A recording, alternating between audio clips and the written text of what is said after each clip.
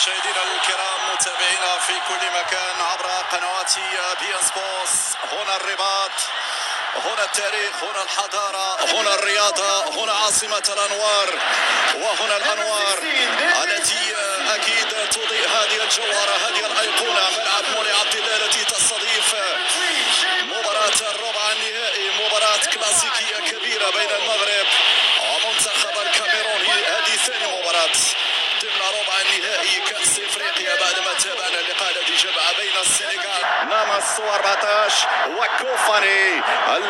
اكيد الخلف على مستوى الهجوم والدقائق الاولى في منتهى اكيد الاهميه بينما الكره اولى عن طريق من في لمسه من تضغط، انت من تفرض اسلوبك الهجومي ولا تنتظر كما انتظر وليد. طويله وصلت بعد ذلك على الجهه اليسرى على جماعه الخاطفه الكاميرونيه والتتويج تحت قياده القيدوم والمخضرم كلود لوروا.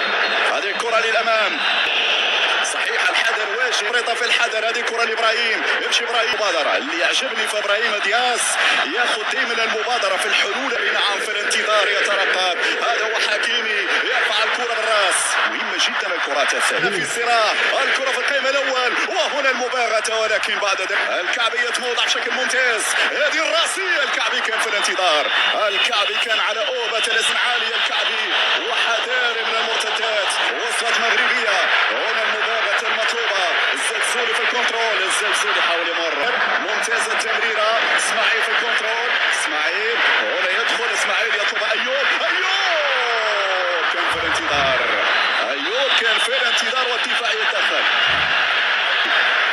هذا هو الاسلوب الذي نريد ان نشاهد، ضغط عالي والسرعه كذلك. حكيمي طرف، حكيمي يفيق يا اشرف، واحده من ذكرياتك، واحده من اهدافك، واحده من لوحاتك الجميله سواء في فضاء. يا اشرف حكيمي يمرر الكره، توقعت بان تحويل المغرب من يسيطر والمغرب من يبادر ويبحث عن الضربه الاولى، بينما هناك خطا. نعم صافر، هناك ماروني، شوف الاصرار وشوف العرضيه الراسيه،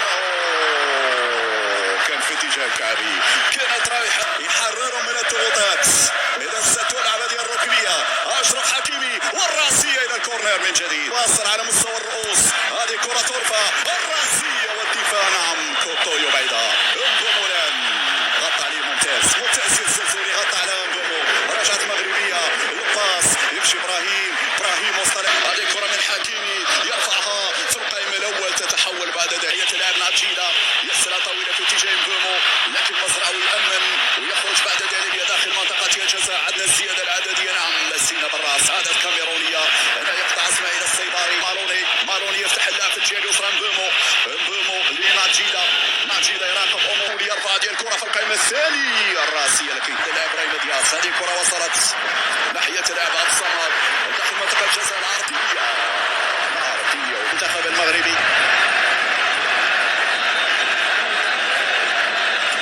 اشرف حكيمي، اشرف هذه الراسيه،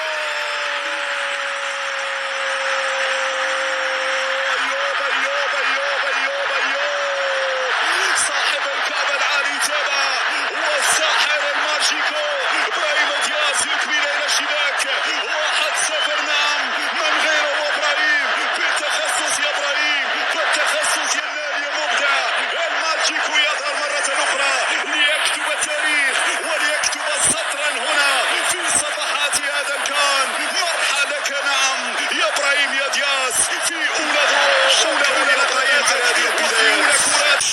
إذا تلعب الضربة الحرة الآن والراسية بعد ذلك. اخرج يا ياسين، اخرج يا ياسين بالراس. نائب أجرد يقتصر إسماعيل، الكونتر اتاك، الهجمة المرتدة، يمشي هنا في انسلال ممكن. الزلزولي مقطوعة الكرة، برافو البريسينج، هنا اللمسة بالكعب. أيوب الكعبي لازلت بعيدا عن رقم أونري ميشيل الراحل. المغرب فعلا كان يستحق أن يتوج باللقب القاري، ولكن بالمقابل هو شكر جوزيف أنطوان بيل لمنسيكية في حياته، ولكن جوزيف أنطوان بيل كان حاسم. هذه كرة تصل على الجهة اليسرى، عبد الصمد الزلزولي ينقل في منتصف الميدان، باس ممتازة. مزراوي يدخل، مزراوي